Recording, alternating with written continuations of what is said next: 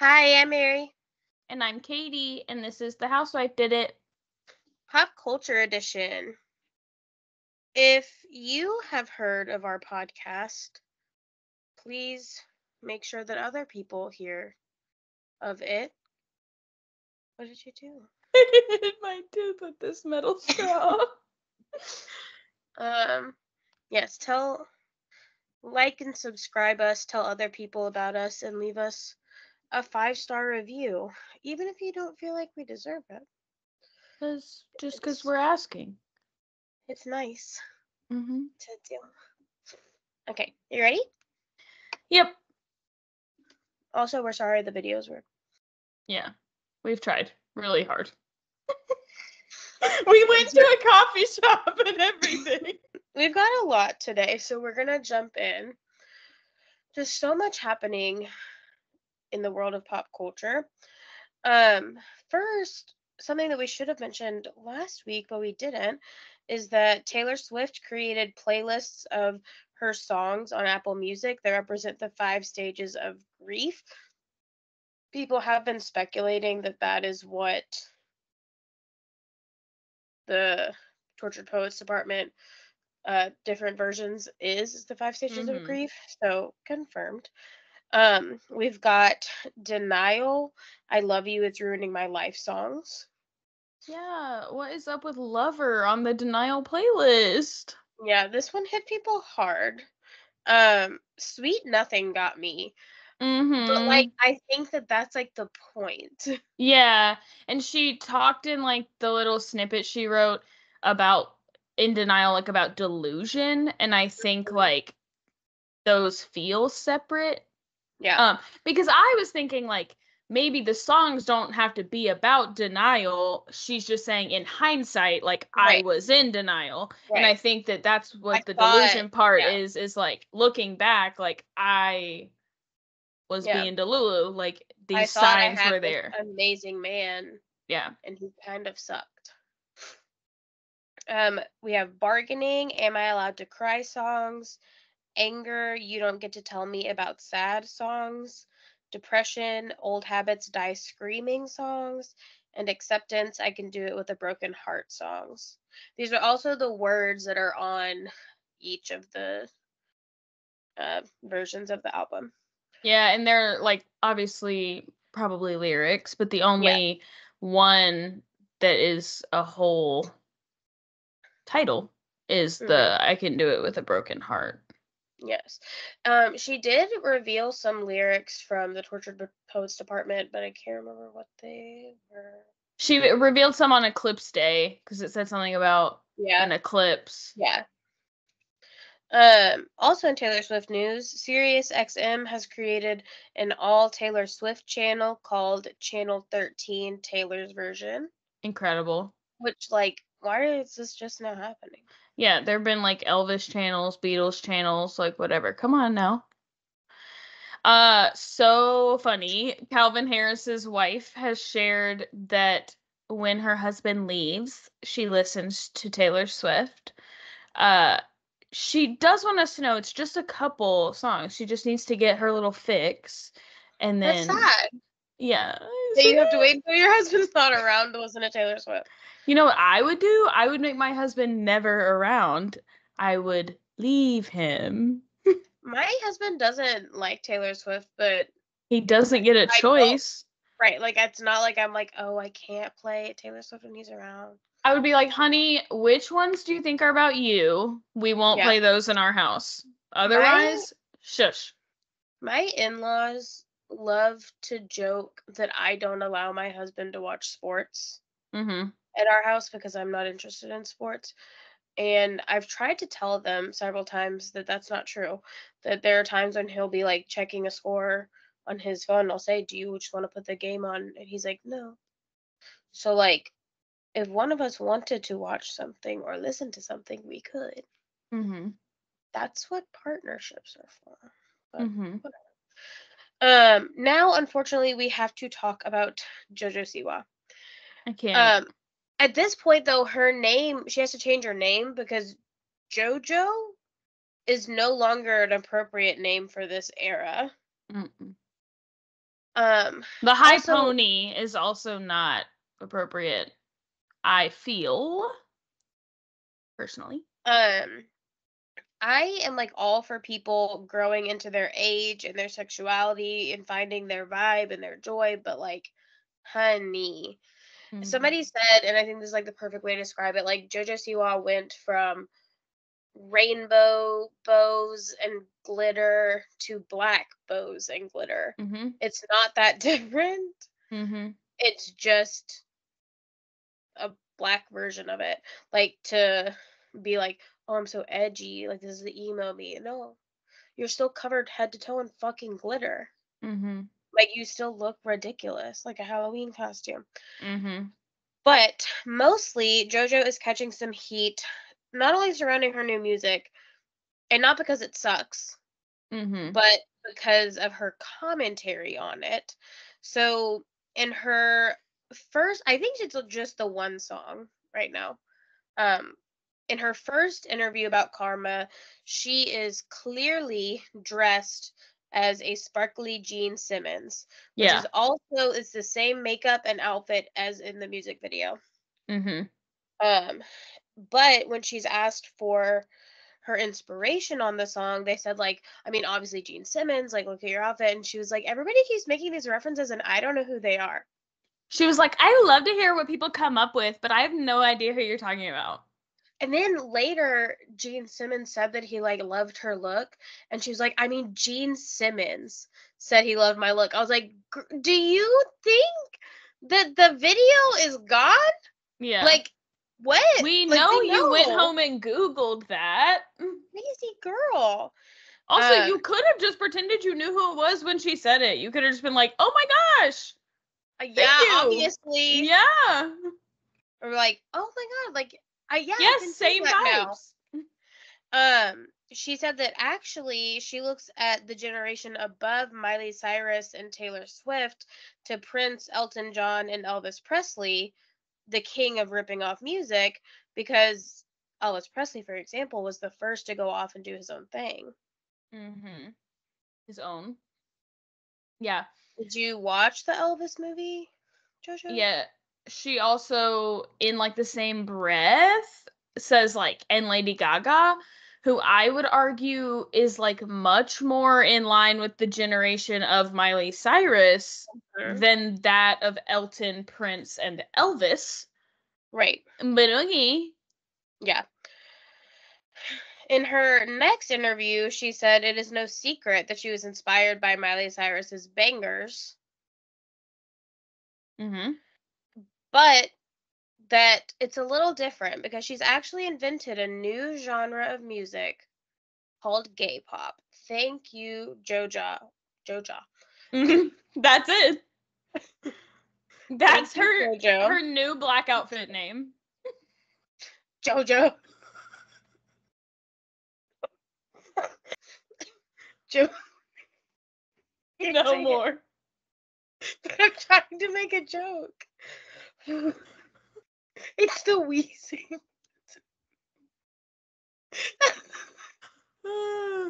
I'll text it to you.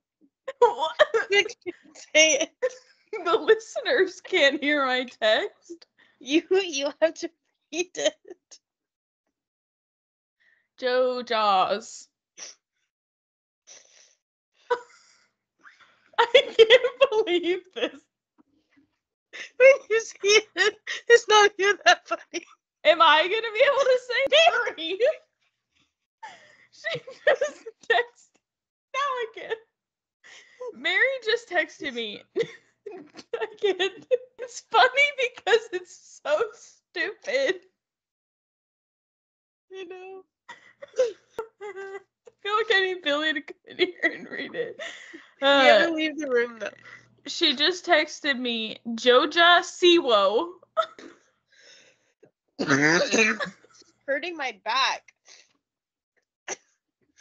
Like the physical strain of laughing and coughing at the same time. Okay, I did think we should consider doing a 420 episode, but I promise we didn't do that today. Ooh. Joja Siwo. Okay. So, this is what like is really pissing people off is her saying that she invented this new genre called gay pop that she's never heard of before, which is funny because there are many artists within that genre Mm-hmm. who made music before her. Mm-hmm. Some of the people who have spoken up about it are Tegan and Sarah and an artist named Emmy. But a lot of people have also pointed out that they think Demi Lovato, Fletcher, Renee Rapp, Maddie Zam, even Elton Chappelle John. Roan. Mm-hmm. It said Elton John would fall into that category. Miley Cyrus would fall into that category.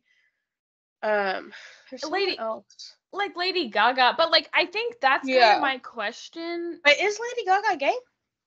No, so that was gonna be my question. I don't know Lady Gaga's sexuality, but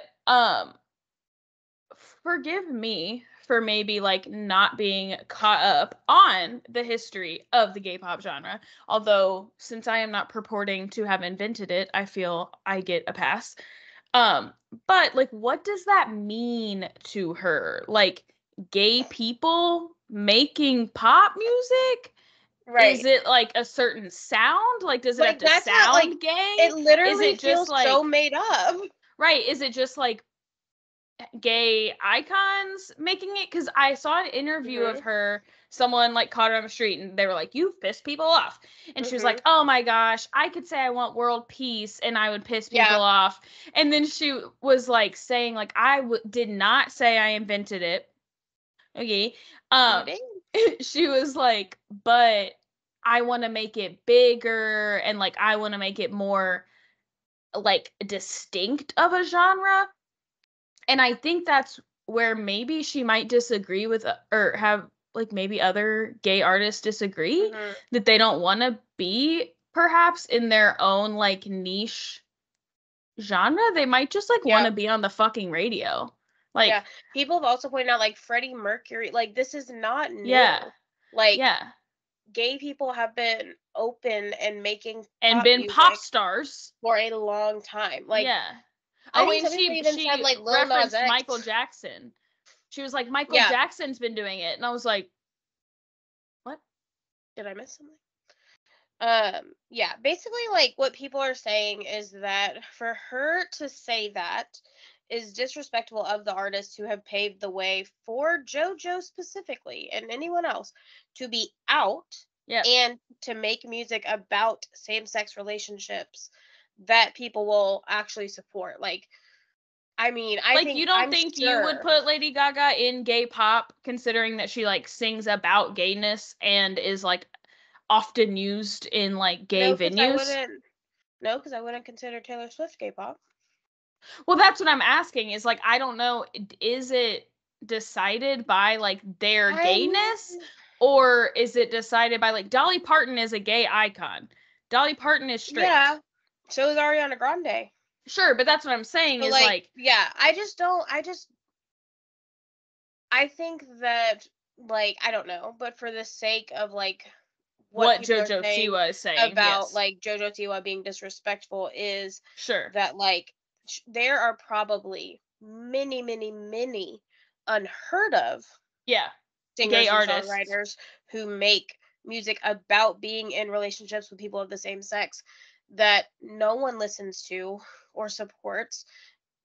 But we've gotten to a point where people really love so many musicians who are openly gay and like speak about it and write about it and make music about it that like Jojo Siwa needs to accept that if it weren't for these people, Mhm. she would not be making music about Mhm. girls and her being in a relationship with girls and people would not be buying it. Mhm. So like I really don't know. I think that like I'm thinking about like RuPaul's Drag Race and like who they like talk about most often as far as like Right. their like music tastes and like yes, like Lady Gaga's up there, Ariana Mhm. Grande's up there, like But there's you so are many right that in what people, Jojo but like Siwa to answer my question about like what does she think this is, yes, I think that she views gay pop as like pop music by gay people, which is like fine. Right. Fair. She certainly is still not the first person to do that. And yeah, you are right that like it feels like not only is she discrediting like everyone who's come before her, I also feel like she's discrediting her own like original era, that like being so rainbow and like cutesy is what got you here. So now being like, oh my god, like I've grown and like now I'm doing gay pop. Like you've been doing extra gay pop. Yeah, I feel like the rainbows are very gay pop. Pretty gay pop. Why are we doing the opposite now? I don't know. She also said at the music video premiere, like, somebody said it's hilarious. I'm sorry, but somebody said like, they said the things that Jojo Siwa has been saying in interviews sounds like things that Trump would say. Like she's like, this song, you gotta be careful with this song because it's about one of my exes and they know who they are and what they've done. So she like says like that the song was written about her ex. However, JoJo is not credited as a writer on this song. Nope. And in fact, big girl, adult Joja Siwo. That's obviously the title of this episode. Yeah. Is not only is she not credited as a writer, but the 3 writers who are credited on her song were Disney and Nickelodeon music writers. Because of that, people have come out of the woodwork and said that this song was originally written for Miley Cyrus in her Fly on the Wall era, but she didn't take it because she was still working for Disney Channel and didn't want to lose her job. Since I wrote this, the original version has dropped. The original version of this song, which came out in 2012, and people are like, "Well, she never said she wrote it." Okay, sure. She did say that it was written about her ex. And in 2012, I don't want to talk about how fucking old Jojo Siwa was. She did not have an ex from 2023. So this song was written by someone else for JoJo about her relationship 11 years in the future before they broke up or dated at all or were old enough to date. That doesn't make sense. And I think regardless of if she said she wrote it, it's wild to take a song that already exists, has a music video, whatever, and to release it as like a famous person. That's weird. That's and weird. to act like this is like a moment where you've reinvented a genre and you've reinvented yourself, and it's like, no, you heard a song that you thought was good. Period. And and the it's snippets not. of the snippets of the music video I've seen about it is not gay. No, and like it can be gay just by JoJo singing it, but we've reinvented pop to be gay pop but we used one made for at the time known to us straight lady. Re-recording a song about a straight relationship. Yeah. Okay. What? Oh, JoJo. Yeah. Crazy. It's been giving me pains every time she comes up on my feed. I'm sad. The snippets of that music video. Any snippet of Jojo Siwa humping. I don't need it. Thank you. No, thank you. On Below Deck this week and last week, the only reason I wrote this is because Real Housewives.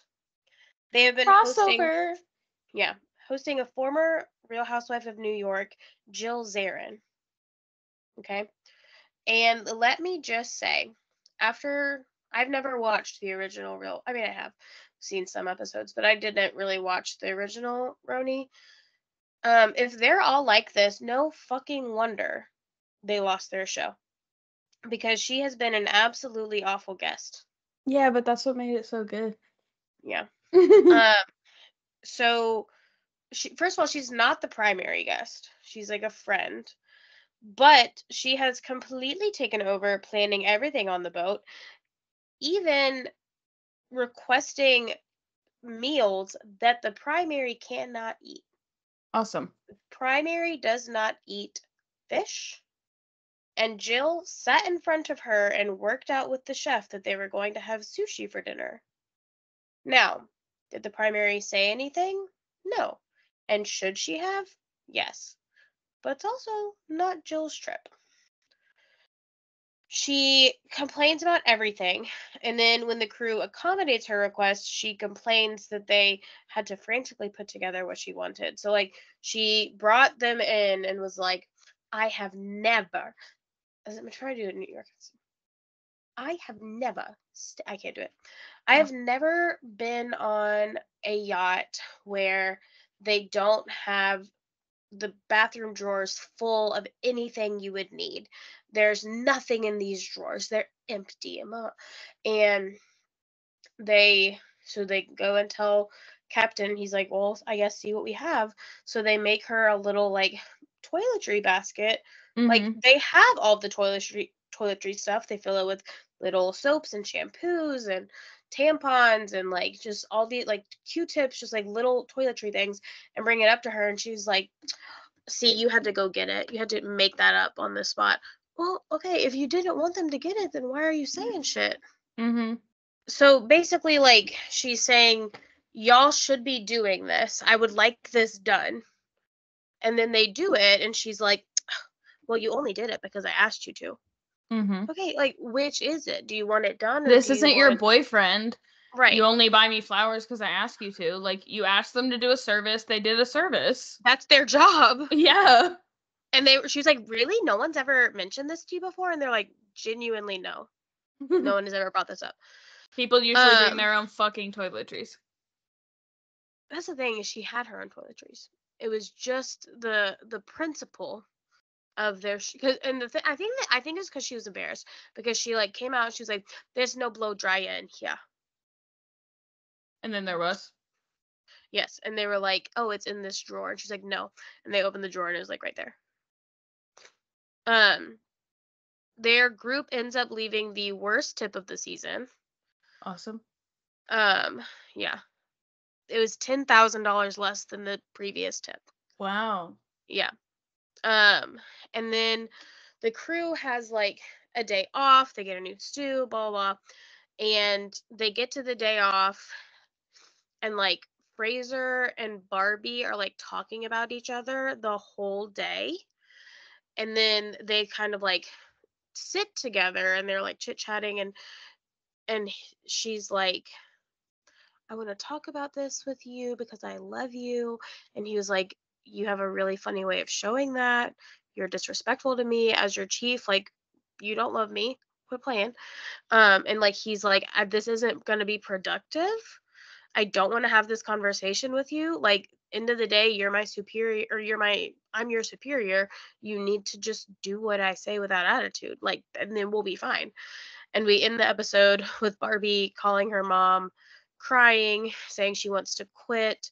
She can't get along with Fraser. There's like nothing she can do to please him. Like, but he's asking her for one thing, and it's to not be insubordinate. Mm-hmm. I think that's pretty easy. Yeah. On Summer House, Kyle and Amanda are falling apart, man. They're just falling apart. Kyle tells Amanda that it is lonely as fuck being married to her. That I couldn't Mm-mm. come back from that. Mm-mm. No. And like, I'm just like I kind of really, so over this yeah. narrative. Like, I understand that Amanda picks at him. Um, Mhm. but like the idea that he like isn't like I Yeah. just like kind of want to sit down and rewatch all episodes of them and like count up the Mhm. times that like she's nitpicking to him and he's nitpicking to her, and I think we just see it so much more with women, and Mhm. I just think it's like so annoying. Yeah. I also like I feel like as soon as he said that and like explained why he thought that, I was like, I would argue that I'm more social than my husband. he likes to stay in a lot, and I like really like love to be around my friends.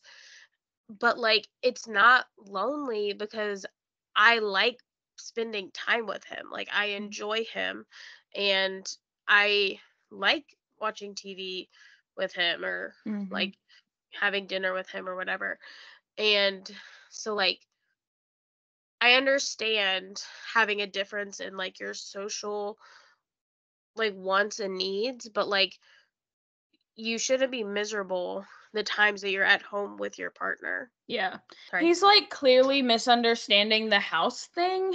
And like I Mhm. just don't really get it. Like she is saying like I would like an additional home Yeah. that is in the suburbs, and he's like I can't give up the apartment. I can't live in the suburbs. No one asked you to give up the apartment. Right. No one asked you to live in the suburbs.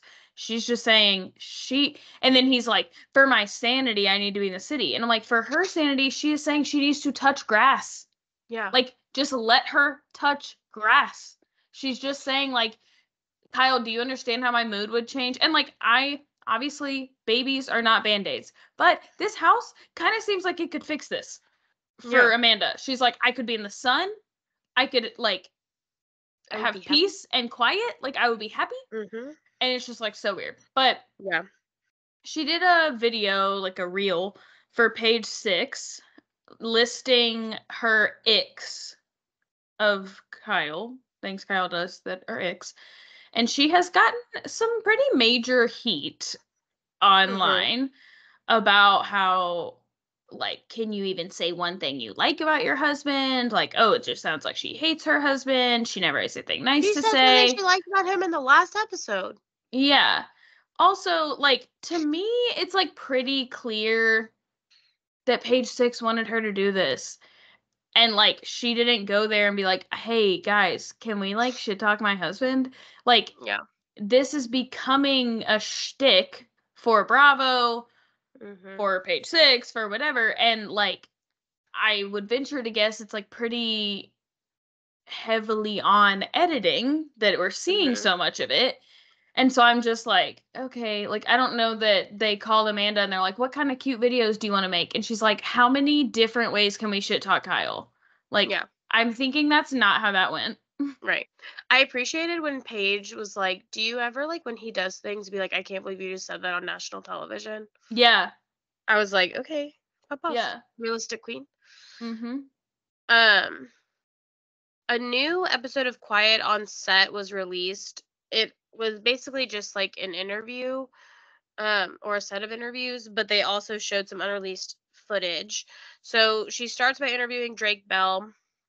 He says that no one who wrote letters in support of Brian Peck has directly reached out to him since the documentary aired, and that despite Will Friedle saying on his podcast that he wanted to die in the courtroom as he sat on Brian Peck's side because he realized he was on the wrong side, Drake does not feel any differently about any of these people. He's like, they're still bad people.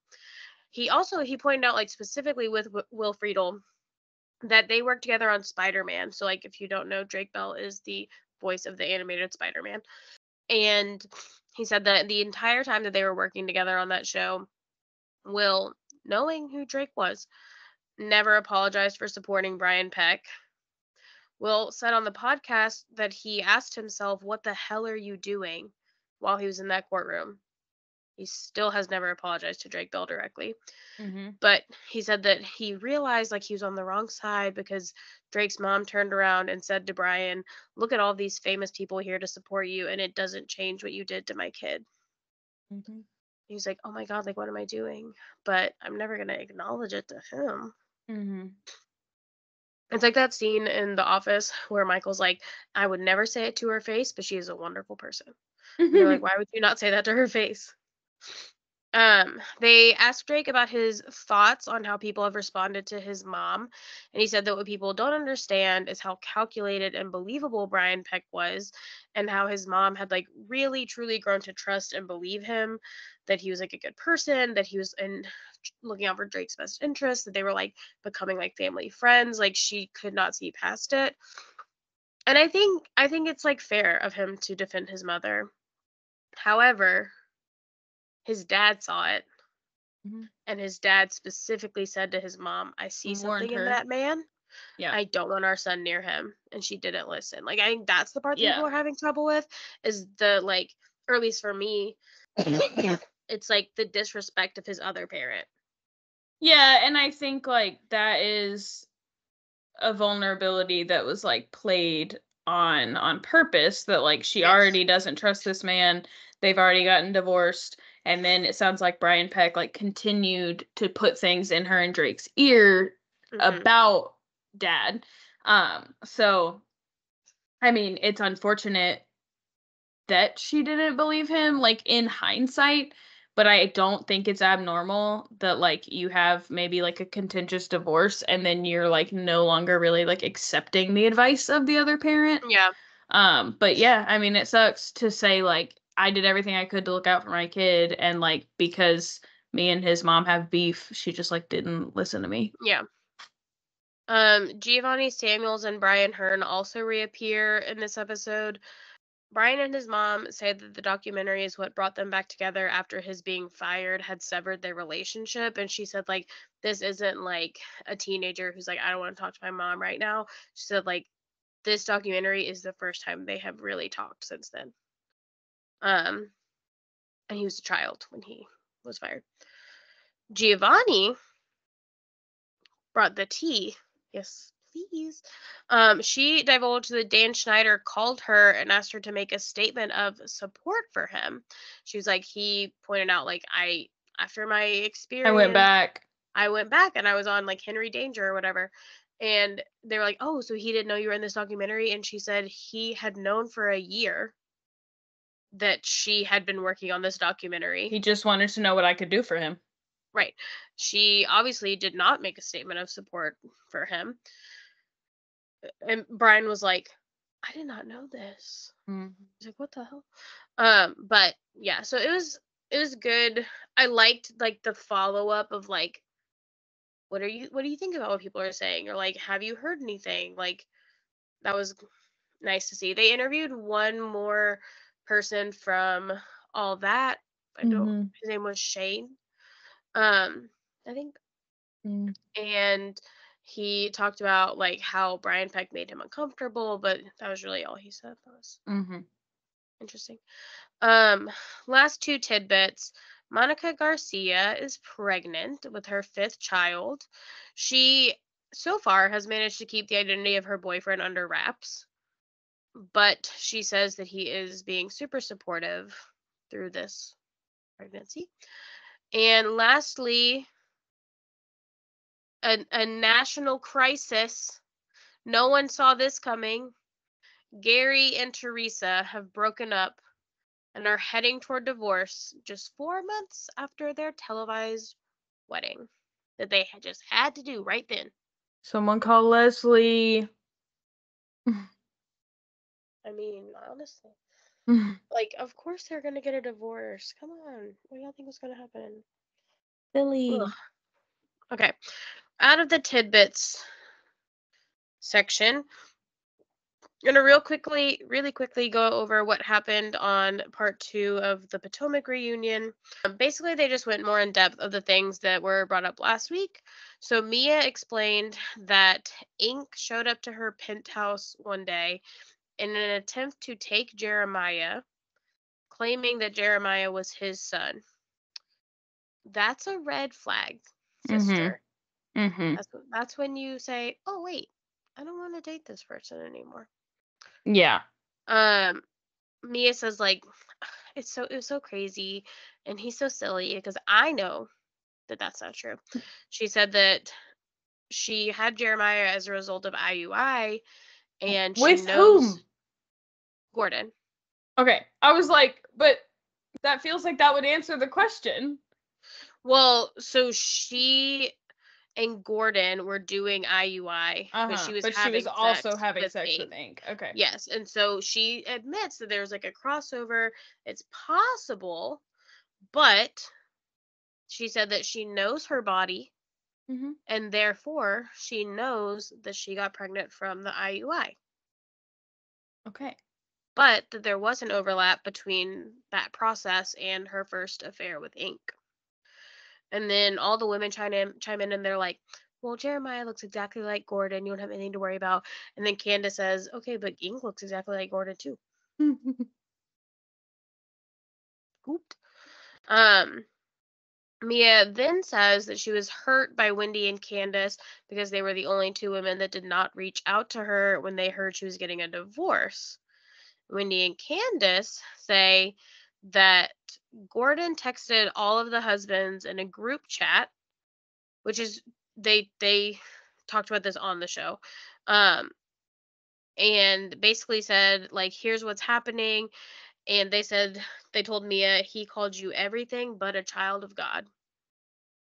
So Wendy said that she did not reach out because she and Mia were not in a good place, but she would like some credit for not repeating the things that Gordon said about Mia. The bar's in hell. I didn't call you any bad names, so you should be thankful. Candace said that based on Gordon's text message, it just seemed really nasty and she did not want to get involved in it. Andy was like, I think that asking Mia if she's okay is not getting involved. She's like, I didn't want to go anywhere near it, though. They also discuss the death of Giselle's father. She says that he was the only person in her life who approved of her going on the show. All of the women are crying, including Giselle, who's notorious for not showing emotions, and she attempts to throw it to Robin. She's like, well, you were at a celebration of life. Please take over for me. And Robin's like, no, ma'am. No, ma'am. Um, then Candace starts crying, and they all make fun of her because they're like, you don't even like Giselle. You call her all the names you can. Why are you crying?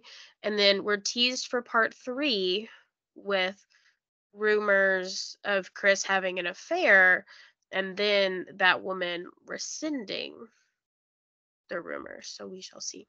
Mm. Um, on I think the rest, yep, everything else we've got is Lisa Vanderpump related. Mm-hmm. On Vanderpump Villa, hopefully y'all are watching by now. Yeah. I was gonna Um, say, keep telling us if you're watching, so we're yeah, not wasting our breath. I want to know Mm-hmm. who, like, I don't know if approved is the right word, who suggested, allowed Eric to strip on a guest Mm-hmm. and then whip her. Mm-hmm.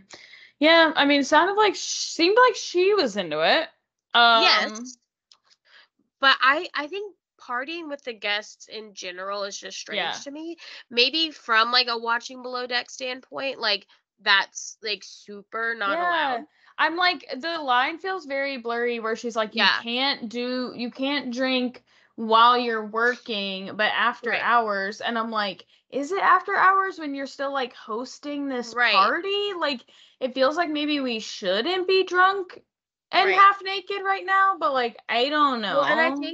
I know that like with below deck it goes into like maritime law and whatever, but I think it makes sense to set the boundary at you don't drink when there are guests on board this vessel And like, at honestly, all. it's fine if like they go back to their rooms, all the Yeah, guests are if in you're clocked bed. out, Yeah, yeah, but like to me, it's like when you are with the guests, like right. I'm not You're getting it. working. Yeah. Yeah, like so are they like not working? And then at that point, like, aren't they kind of guests at your chateau? And like, I feel like they are still working because who's making the drinks? Like, it's still Yeah. them, right? Right. Um but Lisa says that's what they're there to do, to bring the party, Mm, unless you're a bartender apparently. That's the other thing is like I don't get why we're partying with guests, but I also don't get why some people it's okay to drink on the job, but others can't. Telly was reprimanded day 1 mm-hmm, and Eric is getting away with highway robbery. mm-hmm. Like do whatever he wants. I don't get it. Oh, Um one of the guests points out when they're doing the like review card thing that they felt like Eric did a great job of having fun with them, but not of being a manager for them. But then Harlan, the guest of honor, wrote that she loved Eric and Priscilla, so they were told to keep doing what they're doing. Mm-hmm. Which, no, they were both out of line. Yeah. Then some new guests come. It's a bachelorette party with the fiance. The guests get into an argument, but thank fucking God, Marciano and Eric are there to take shots with them. Mm-hmm.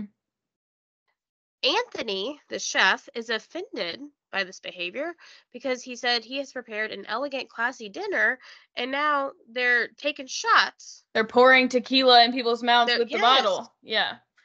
Yeah, and like I just feel like that's totally fair. Yes. Like I have an understanding of Lisa Vanderpump and like her goal with her businesses that like the chateau experience is like a mix of those things, that she wants like the raunchy, entertaining young staff, but she also wants everything to be like really elegant and sophisticated. But it seems like the two visions were shared with separate staff, Right. but it was not shared with them that like, you know what I mean? Like, Right. like I feel like if she said, Eric, I want you to party and I want y'all to go buck wild, but I want it to be elegant. If you're gonna give guests tequila shots, maybe put them in a nice little glass. Yeah. Or Wait she could until have dinner's said, cleared. she could have said to Anthony, look, you're gonna be making really great meals, but I want you to know, like, might get thrown off the table one of these days because we're also trying to make a party in here. Right. I feel like the expectations are not understood. Right. Then Eric does the same thing at the massage manicure day, what's supposed to be a relaxing spa day. Yeah, they're like, this is boring again. And I'm like, no, this is That's the point. Leave Um, them alone. he and Marciano, who I would like to point out, said that like they're made for this because they were from Vegas. No, this is different. Mm-hmm. They go out with tequila. They spray the guests with champagne. Marciano gets down to his booty shorts, which Lisa specifically told them not to do. Mm-hmm. Like, I just don't get why, like, Eric can't stick to the plan, especially after Lisa told him, I just want you to do what I say. Mm-hmm. So we all saw this coming because when they were told it was a bachelorette party, they got so excited for these horny women Mm-hmm. who will want to see them oiled up and ready to provide bottle service and lip service, they say. Mm-hmm. It's Then, looking like that's gonna backfire for them. then the next day, Eric's like, I think I want to be a grown up again. A little bit. Kind of. I want to be a manager now. So A he gets weird up at one. 6:30. He's like, I'm going to get up at 6:30 because everybody else is lazy and they're sleeping. He brings a sheep into the staff quarters to wake everyone up. It works. Mm-hmm. It was weird. Then Telly like walks in and he says, "You're late." And she was like, "No, I'm not." And he was like, "I've been doing your job for you all morning, so I know you're late." She says, "Okay, fine. Keep doing it then. I'm out of here." Mm-hmm. And they go back and forth. He says that she was 20 minutes late. Then he expands it, I think, to 30 minutes late. She says she was 10 minutes late. And this is where like a Bravo timestamp would really come in handy. Yeah. Hulu, get on it. Lisa sees her upset, so she talks to her about it. And Lisa, if I were Telly, this was not what I would want to hear. Lisa's like, "Well, you're welcome to leave if you want." Mm-hmm. And Telly's like, "Well, I don't want to leave." And Lisa is like, "You just have to keep being strong and like doing what like you can do." And Eric gets no repercussions for Doesn't even treating get spoken to. right. For like as a manager, you should not be talking that way to your employees. It's inappropriate and like Mm-hmm. there's just no issue. So at the end of the next night, The guests and the staff are having a little bonfire and getting drunky together because that makes sense. And the guests introduce a game to the staff. They say, answer a question in which you have to talk shit about your coworkers. Or, That's the fine print. yeah, or you can remove an article of clothing. They don't say the coworkers part, so they're like, oh, Yeah. okay, fun. Um, immediately there's a fight because Duh. the guests ask Marciano who does not deserve to be there, and he says the chef because he isn't outside making sure the guests are having a good time, and the chefs need to do more. Yeah, So I really do, like, not to defend Marciano, please don't mistake me, but I really do think he thought, like, that was yes, the safe choice yes, because he wasn't there. So I right, think he thought, like, I'm just gonna say someone who isn't here right this second because it won't be that big a deal and, like, he won't care and, like, whatever. right, Um, it's when he, like, doubled down. right. Yeah. And he said it in front of the sous chef, and like he's saying, Yeah. like, I just feel like the chefs don't do enough, and she's like, I'm right here. what? Yeah. So the fight carries inside, and sweet baby 24-year-old Grace, she is like pissed. She's like, how Mhm. dare you say that? Like, they are working their asses off. They work harder than anybody here. And she starts going after him. And then you see like a security guard that we've never seen before make Mhm. his way inside to the bar. And then we see Andre like hook his arm around Grace and like pull her out of the room. And that's kind of where we end. I would have loved to see her clock him. Yeah. Teaser is that he's gonna make out with a guest right in front Yes. of Anna. Is No, that her? he What does it is in her front of, name? her name is Hannah, Oh. but he makes out with a guest in front of someone else and they tell Oh. Hannah. Last thing is Vanderpump Rules and a teeny tiny bit of the valley. Yeah. So Sheena has an interesting prediction for us. She believes that when viewers watch the reunion, we will finally all understand Lala's anger toward Ariana. I am Likely story. right. I am deeply, deeply hoping that this means Ariana and Sheena are no longer friends. Yeah. But on the episode, as the beach day is closing up, the crew, this is kind of like the beach day last year. They go to like a bar or restaurant, and Tom Schwartz invites Tori, and we've talked about love pentagons, we've talked about love triangles. This is the biggest love polygon I've ever seen. I don't know Mhm. what shape it is yet.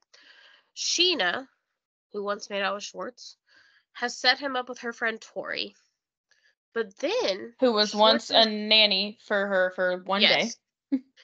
Then Schwartz's ex-wife Katie decides that she is interested in Tori and begins dating her as well.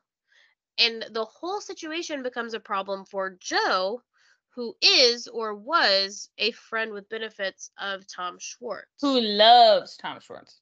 Right. She loved him. We'll get into that. Yeah, but So, even now we can tell she loved him. yeah. Tom takes Tori out the next night, uh, and then the day after that, he goes to get his hair done by Joe, and he tells her that he thinks Tori likes Katie more than him, and that the two of them were actually on a date at that exact moment, which I would agree with because Tori told Katie that kissing girls is so much better, and then they made out, and Tom Schwartz is already mediocre. Yeah, So he's not if the one that's gonna men change your mind. right. Katie and Tori are having a little paint date at Katie's apartment. It looks like they have a lot of fun. I feel It's like girl dates very would just be cute. so much better. They're It's like very so cute. cute. I felt like Katie like seemed like very nervous. Um she admitted to Tori that she's a little out of her comfort zone with all of this because while she's always been attracted to women and she has slept with women, she has never dated a woman, mostly because she was with Tom for Yeah. so long. She really hasn't dated? many people at all. Right. So I think that they have a better chance of working out than Tom and Tori, but I don't know. I think it's just all very new I for just Katie. think that like someone being attracted, not like to my ex in general, but someone Mhm. being attracted to Tom Schwartz in this time in his life would make me not attracted to them. You're right. I have Not to be concerns. rude to Tori, but But like that's like if is that's your vibe, like no thank right. you. But I also wonder if it's like one of those things where like Sheena set her up with Right. Tom and like really talked him up and she's like, "Yeah, I mean, he's cute." And like she She's hasn't like, Tori's gotten been enough of him obsessed yet. with him for years. Okay. She's She said 24. that she said that the moment they like announced their separation, Tori was like, I want to date with him. And I'm like, okay. I When don't she was 22 believe. years old. I doubt it. Um Now, for someone who claims not to be miserable anymore, Lala Kent sure does love the way it feels to be a hater. Mm-hmm. She, for some godforsaken reason, goes on a one-on-one date with Joe, and then is surprised when Katie feels some type of way about it. But then she like tries to downplay it the whole time. And she's like, I went for hot dogs. And I'm like, if you think it's so stupid that you went for hot dogs, then why did you go for hot dogs? Yeah, I would not go to a place that I don't want to go with a person I don't want to go with. Like you're right, hitting us with the double whammy of why did you go? right. Lala had a great time kikiing with the girls over Joe being the worst when they were at Hotel Ziggy, but then Joe tells her that she thought Lala could be her way into the friend group. And suddenly, Lala feels really bad for her and hates the way Katie has treated her. She's a monster. And then Katie says, Joe means nothing to you. I mean something to you. Because why the fuck are you hanging out with this girl? Yeah, and I think like it goes back to like Lala keeps saying like, well, I'm not taking her to family dinners. I'm not letting her swim with my kid. But it's like, but you're hanging out alone with her. And like that's kind of Right. what Ariana was saying about Tom Sandoval the whole time was like, I'm not gonna be mad if you like don't refuse to go somewhere because he's there. But I do Don't not seek want him my out. friends being at a lunch alone with Tom Sandoval. And then Right. Lala goes to Ariana's home with Tom Sandoval and has a one-on-one heart to heart and like watches the end of his little weird meditation, then goes on a one-on-one with Joe. And it's like if you wanted to let her in the friend group but be respectful to Katie, first of all, you could have just fucking told her. Or like say like I guess like if I'm with you, Schwartz, and like she's there, like that's fine. But like no, I don't really need Right. to be like her bestie, you know? Yeah. And I'm not one of those people who's like, if I hate someone, then my bestie has to hate them too. But like, if I feel like someone has like genuinely wronged me and Mm-hmm. hurt me, Mm-hmm. then and my best friends were around me to like pick up the pieces of that, then and like talk shit about her with me, then yeah, I wouldn't want them hanging out with her. That doesn't make Well, and I sense. think it's like the juxtaposition of like Ziggy was like days before. And so I Right. think it's just a little bit of shock that like you were just with us calling her a rat. And Hmm. now, like, what are you talking to her about at lunch? I think it's just Right. weird. I also think like Lala clearly does not realize this, and maybe I'm the only one that's thinking this, but like I it's like so sad to me the way that like I feel like Lala is like completely losing any shot of like main character energy. She is like Hmm. fully becoming like a Sheena who loves everyone, who wants to be in every scene, but what that does is makes you like an ancillary, is that the word? Like a such a side character. Like like you don't Right. have she's talking all this shit about like Ariana has never had a storyline. You have no storyline this year Right. other than like being everyone's friend and like that is not like the Lala like I just like don't know that Lala. Yeah. And, like, that's so weird to me. Yeah. So while Schwartz is getting his hair done, Joe invites herself to a guys' night at the Mondrian. Great idea. So glad Historically, y'all, it yeah, has been. glad y'all went there. Um, they're going for a singles mixer, and Schwartz says it's just to support Sandoval. And Joe's like, great, love it. But then they they do, it's like basically a stoplight party. Mhm. Um, and she absolutely loses it when Schwartz puts on a green bracelet and participates in the party, and Joe leaves the venue. She finally admits what we all knew, that she had real feelings for Schwartz, but then she drops a bomb on us. This had me gagged, gooped. I did not think it was going this way. She said that not only are she and Tom still hooking up, but that they have said I love you to one another, and that from her understanding, they are in a relationship, but that he has asked her to keep that a secret. Mhm. Then she goes to his apartment and he straight up asks her, he says, are you telling people that we're in a secret relationship? And basically, they decide that they don't need to hang out anymore. And she leaves his apartment crying and saying that she needs to call her dad. In the confessional, Joe says that she wants to be in Tom's life forever. This is the first time I have ever felt bad for Joe. Mhm. It like reminded me of my best guy friend in high school, and like now looking back, I feel so embarrassed for like how I pined after someone who like treated me like shit, spoke down to me, like wasn't even a friend to me. And like really like I feel like strung me along. And I don't think anyone deserves the half-assed attention that Schwartz is giving to Joe right now. Um, but I also like I think the reason I feel so bad for her is because like when I look back on that time in my life and that person in my life, I'm like I'm like so embarrassed. Like I feel like I was so pitiful, and like it just makes me sad that I like sought after someone so badly for so long, who like was not even my friend, Mhm. like was not nice to me in any way. And so I feel like bad that one day Joe is going to look back and like feel the same thing, but like as like an adult. And it's Like on TV. right. And like that just sucks. Mhm. Joe also appeared on Rachel Goes Rogue this week, and she had a lot to say about pretty much everyone in the cast, but we're really only going to talk about Schwartz and Katie. She says about Tom Schwartz that they were, in fact, in a secret relationship.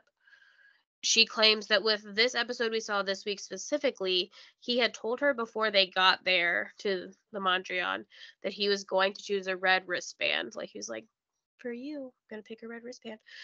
So she was blindsided when he chose green.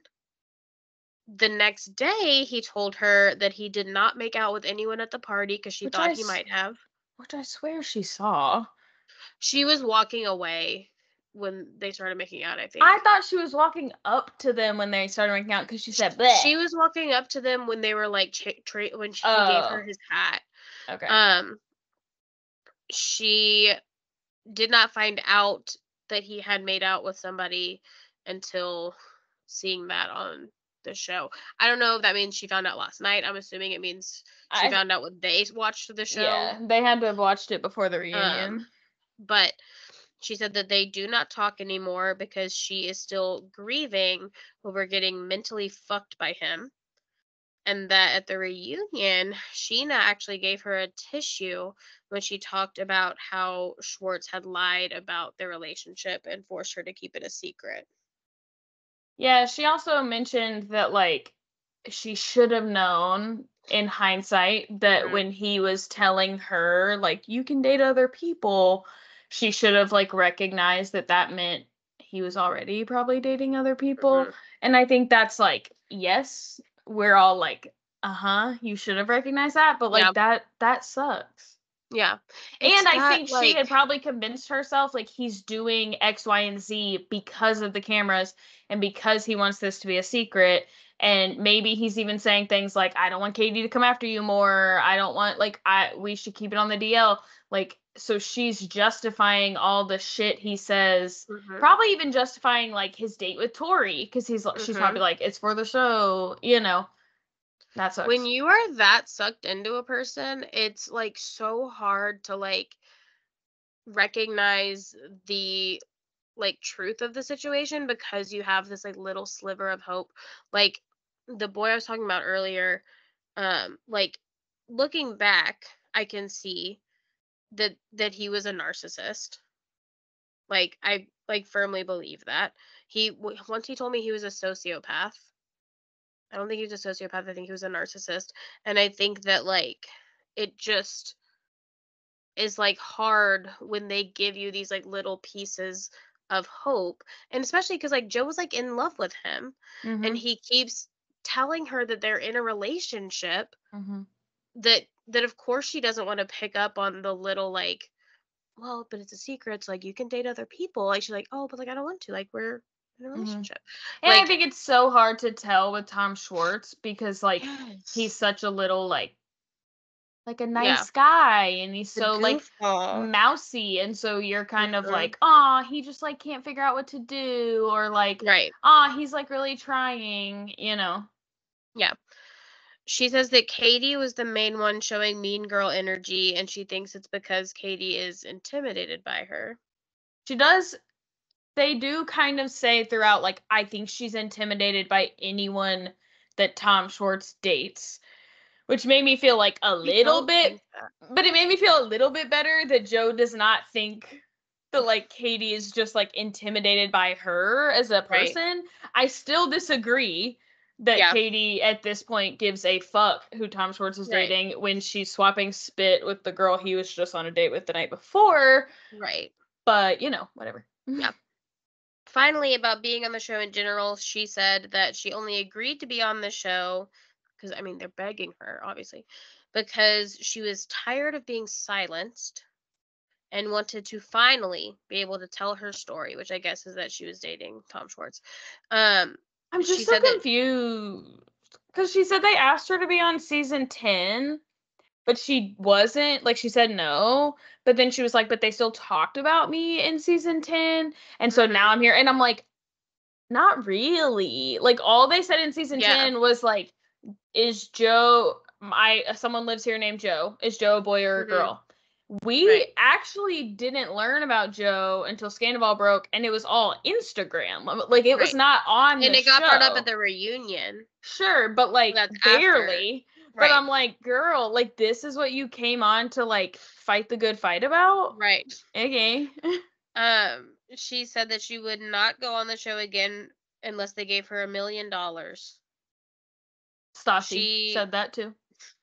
she also said that the show only has ratings now because of Rachel, and that producers really wanted her to be on the show to show someone who was actually blindsided. And then she complains because Ariana wouldn't say one word to her at the reunion. Yeah, bitch, because you think that you were hurt more than her. Like Mhm. I feel bad for you. I do. I think it sucks that you thought you were in a relationship. I once thought I was in a relationship with a boy. We're going all crazy in my high school life. I once thought I was in a relationship, and I was told to keep it a secret.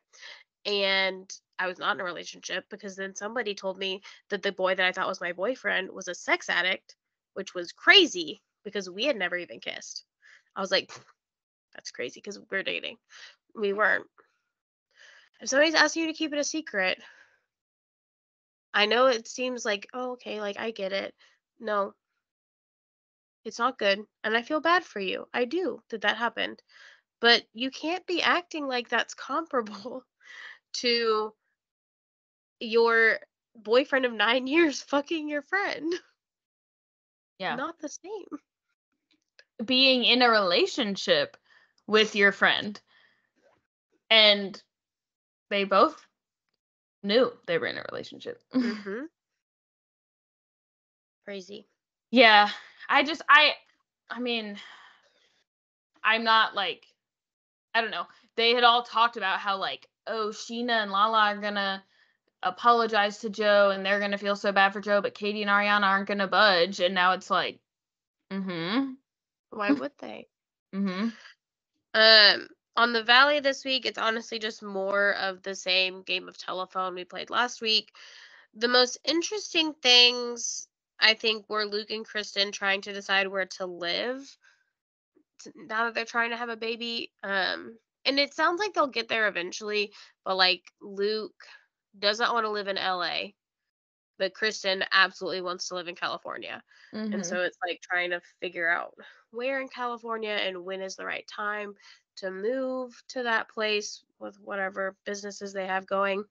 And also, Michelle said that on her first date with Jesse, she knew he was not the one and then called him the longest booty call ever, Mm-hmm. which is up there with it's boring as fuck being married to you. Mm-hmm. Pretty Lonely. bad. Lonely as fuck being married to you. Yeah.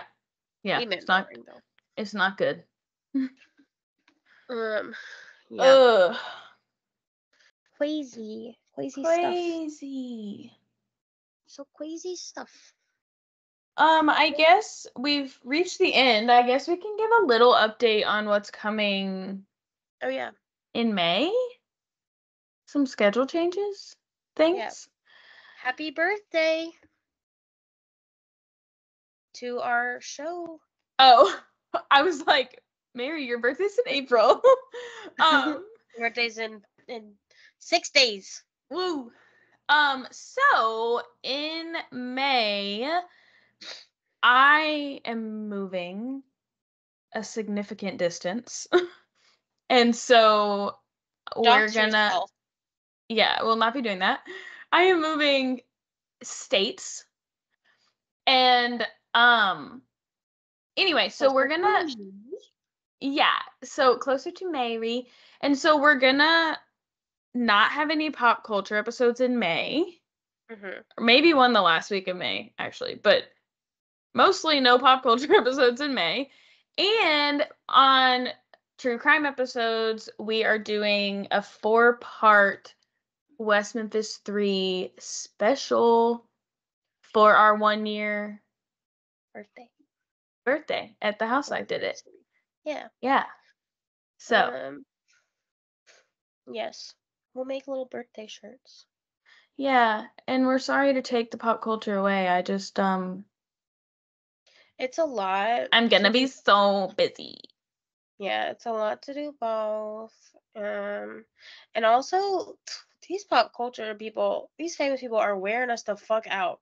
Can Mhm. y'all calm down for like a fucking second? Mhm.